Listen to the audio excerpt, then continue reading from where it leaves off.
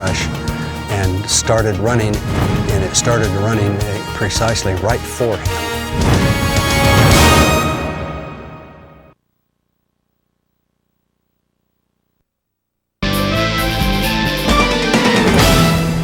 Where there are elk, there are usually large predators. On a hunting trip in eastern Utah, a guide sees signs of a big cat living in the area. But neither the guide nor his hunters could have imagined the events that would unfold. It's easy to see the beauty in the mountain vistas of eastern Utah. But there is another kind of power and beauty hidden within the trees, rocks, and canyons. Thick brush and small meadows make perfect habitat for elk and for the predators that prey on them. It takes a knowledgeable outdoorsman like Ryan Burson to know where to look. I've been guiding all my life, going hunting with my dad and uncles and friends. I guided ever since I was little.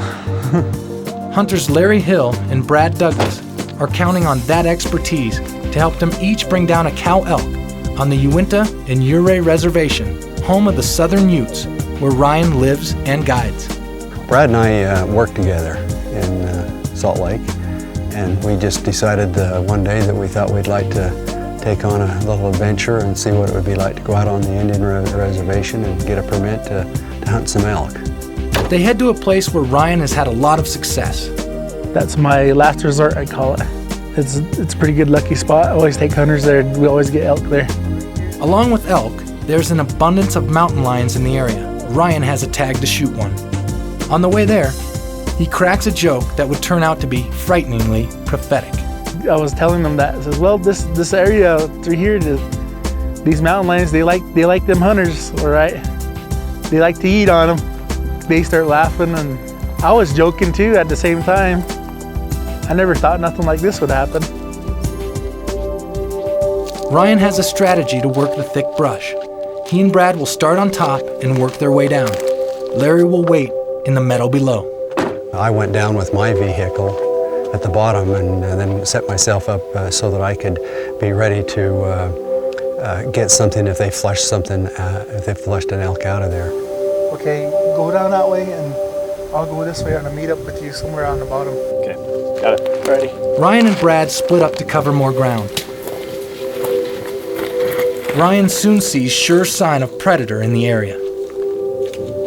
I noticed there's a lot of brush around underneath the trees, and I was kind of looking around and there was no bones. There's a lot of deer hair and elk hair, and first thing I knew, there was a mountain lion in there somewhere. Ryan continues walking, staying alert. Experience has taught him that mountain lion kills are distinct because they leave no bones. The strategy of flushing out the animals seems to be working. Ryan hears a shot in Brad's direction and figures he has killed an elk. Ryan heads towards Larry to see how he's doing. Larry has a cow elk tag. He isn't allowed to take a bull. The first animal Larry sees, he can't shoot. And as that morning went, as that unfolded, they pushed a very large buck out. But behind the bull is another animal, an animal Larry isn't expecting to see. I was standing there watching that buck, and then just moments after that buck came out, this huge mountain lion started coming out, and it was really running and loping through there. Perceiving the animal as a threat, Larry and Ryan instinctively shoot.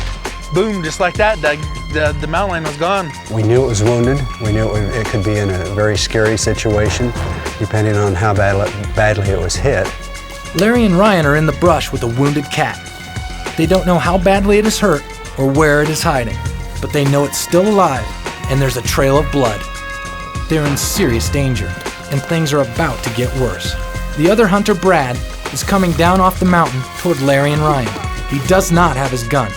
Unarmed and unaware, he walks straight into a deadly situation. At that moment, we spooked the cat, and the cat came out of the brush and started running, and it started running precisely right for him. I knew Brad didn't have his gun with him, so I figured that mountain lion's gonna intercept him somewhere, so we better slow that mountain lion down. But Larry and Ryan are helpless to stop it because Brad is directly in the line of fire. All they can do is watch. He was basically almost frozen for a few seconds as it was coming for him, And then as he finally got the wits about him that it was coming and it was going to attack him, he started the process to run, and that's when his feet he lost his traction with his feet and just collapsed and fell. The cat is just a few feet away from him. Larry thinks it's all over for his friend, but when Brad falls, the cat suddenly changes direction. That must have surprised the cat because instantly as it got near him, it just kind of veered off to the right and went into another thicket. Brad escapes attack for the moment. The wounded cat is still out there, hidden in the brush. You okay? Gosh, guys. Are you okay? Where is that? It's right over. It's over in here somewhere. As we're exploring the different spots where the cat was, Brad ended up in a spot right within 3 or 4 feet of where the cat had gone in. We didn't know it, none of us knew that.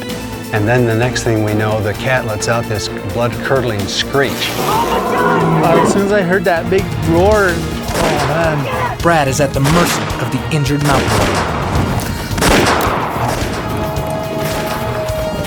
He was done for.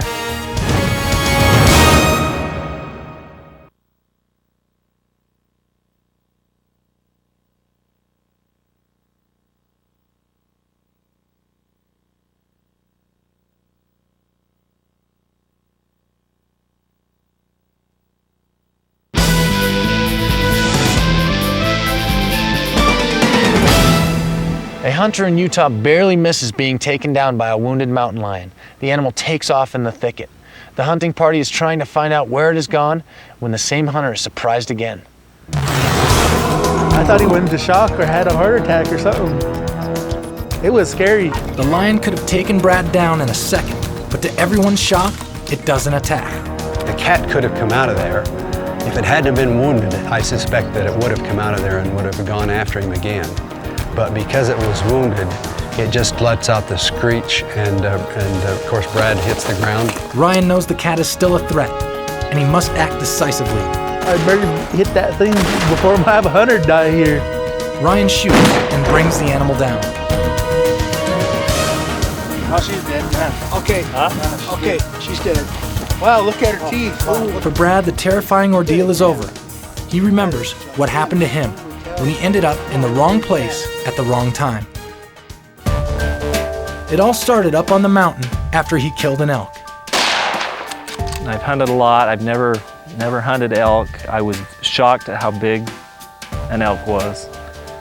And so a little nervous, a little excited, a little sad. I mean, usually I like the hunt more than the actual kill. So I walked over to the elk and want to make sure it was dead. And I had just had surgery a couple weeks before, and there was no way I was going to drag that thing anywhere. So I decided I would set my gun down and mark where I was with my orange hunting hat up in a tree so I'd know where to find it. And I started heading down toward Larry and Ryan. He was also heading straight into the most terrifying experience of his life. Out jumps this lion, this mountain lion, out of the sagebrush, and it's coming right my direction. And how do you prepare for that? I didn't know what to do. There's no trees to hide behind. Brad is momentarily frozen. He tries to run. The cat follows. He knows he is the target. As soon as it got, within 5 or 10 feet, I kind of did the little juke step and faked like I was going to go right and started running left, and I took about 2 steps and tripped and fell flat on my face. Yeah, I think I curled into kind of the fetal position. I remember putting my hands on the back of my neck and just laying there for a second. It's total disbelief. I mean, I don't know how to describe it. I'm stunned, I'm shocked. You kind of feel like you're in a movie. Brad gets up and joins Ryan and Larry looking for the injured mountain lion. Instead of staying close to them like I should have, we fanned out a little bit, and I was on the outside, and I walked past a clump of sagebrush, and just out of nowhere, 2 or 3 feet to my side, I just hear this hissing, just this, and there's that mountain lion with one paw raised, just growling in the sagebrush. And oh my gosh. You know, I really did think I could have died very easily. Wow, look at her. It took a while for them to realize they were all safe and consider what had happened. I think Brad was at a point where he was starting to get the color back in his face.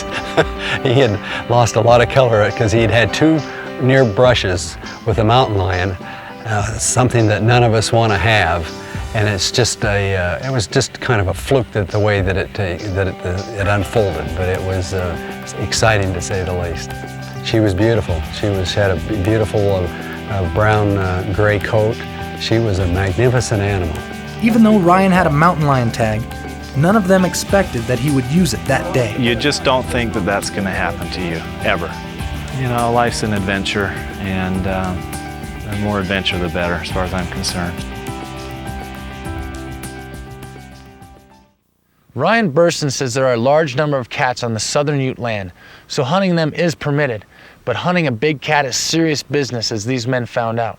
Know when you're in mountain lion territory and learn how to avoid unintentional encounters, and always report any game attacks to the Department of Fish and Game. Thanks for watching. This is Chad Fleischer for This Happened to Me. And remember, be careful, because in the great outdoors, anything can happen to you. This Happened to Me wants to hear what happened to you. Email your hunting or fishing adventure story to thtm@warrenmiller.com.